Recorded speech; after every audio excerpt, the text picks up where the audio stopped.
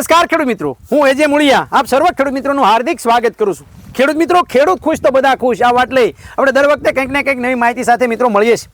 મિત્રો, આપણે દર વખતે જે છે એ ખેડૂતોને ગળા ફાડી ફાડીને કહીએ છીએ જીવામૃતનો ઉપયોગ કરો, જીવામૃતનો ઉપયોગ કરો, જીવામૃતના એટલા ફાયદા થાય, જીવામૃત નહીં વાપરો તો આમ થાય। મિત્રો, આ જીવામૃતની વાત એ મિત્રો આજે આપણે ડૉક્ટર હરેશભાઈ પાસેથી જાણવાનો પ્રયત્ન કરવાના છીએ કે એ છેલ્લા 2017થી જે છે આ જીવામૃતનો ઉપયોગ પોતાના ફાર્મની અંદર કરે છે। તો આ જીવામૃત જે છે કેવી રીતનું બને તો બધાને ખ્યાલ છે, પણ આ જીવામૃતના ફાયદા એને કેવા મળ્યા એ આપણે ડૉક્ટર પાસેથી જાણીએ। સાહેબ, આપનો પરિચય આપીને ત્યારબાદ અમારા ખેડૂત મિત્રોને આ જીવામૃતથી તમને શું ફાયદો થયો છે, તમે ખેતીની અંદર જીવામૃતનો ઉપયોગ ક્યારથી કરો છો અને આ ઉપયોગ જે છે તમે કરવાથી તમને કેવા કેવા ફાયદા થયા અમારા ખેડૂત મિત્રોને વાત કરો। મારું નામ રાઠોડ હરેશ, ગામ અનીડા, તાલુકો પાલીતાણા, જિલ્લો ભાવનગર। જીવામૃત છે એ વાપરવાથી આજે આપણે પાકની અંદર જોઈ શકો છો કે અમે આની અંદર બીજું કાંઈ કર્યું જ નથી।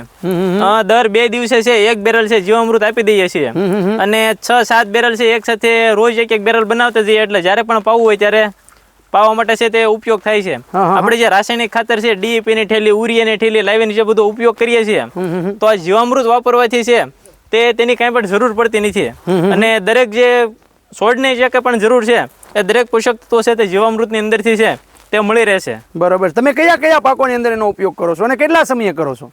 અમે ટેટી, તરબૂચ, મરચી, રીંગણી, આગળ ડુંગળી છે, વાલોર છે, એ દરેકની અંદર અમે છે જ્યારે પાણ પાઈએ એટલે દરેક પાણની અંદર છે અમે જવા દઈએ છીએ। બરાબર, આ જીવામૃત આપવાથી જમીનની અંદર તમને શું તફાવત જોવા મળ્યો? જમીન છે એકદમ પોચી રહેશે અને ગમે એટલું કોરું થઈ ગયું હોય કે ગમે હોય તમે ખેડો એટલે એમાં ઢેફું નીકળતું નથી અને અળસીલાની જે સંખ્યા છે તે પણ ખૂબ એની અંદર છે વધતી હોય છે। બરાબર છે, અને જમીન આખી ભરભરી રહેશે, છોડ એકદમ તંદુરસ્ત રહેશે। તો તમે ખેડૂતોને આ જીવામૃતનો અનુભવ વાપરવા માટે ખેડૂતોને તમે શું કહો છો? તમે 2017 થી આનો ઉપયોગ કરો છો તો તમારો અનુભવ આવો રહ્યો છે, તો તમે ખેડૂતોને શું કહો છો? અમે ખેતીની અંદર છે એ ક્યારેય DAP કે યુરિયાનો ઉપયોગ કરતા જ નથી, માત્ર ને માત્ર જીવામૃત છે, બેક્ટેરિયા છે અને ત્યારબાદ જે ફૂગનાશક બેક્ટેરિયાઓ છે, બાયોગેસની સ્લરી છે, આનો જ ઉપયોગ કરીએ છીએ। અને આજે જોઈએ કે ટેટી અને તરબૂચની અંદર છે, રીંગણી, મરચા, દરેક પાકની અંદર છે એ રાસાયણિક ક્યાંય વાપરવાનું નથી, બધું છે તે જીવામૃતથી જ તે તૈયાર કરવાનું છે। તો ખેડૂતોને જે છે વાપરી શકાય ખરું? તમે શું સલાહ દો કે હવે થોડી ઘણી શરૂઆત કરો? તમે 2017 થી વાપરો તો તમે શું કહો?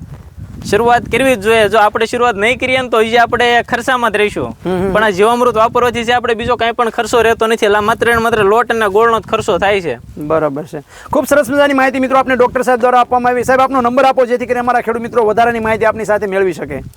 97 22 98 71 31। ખેડૂત મિત્રો, ખેડૂત ખુશ તો બધા ખુશ। આભાર।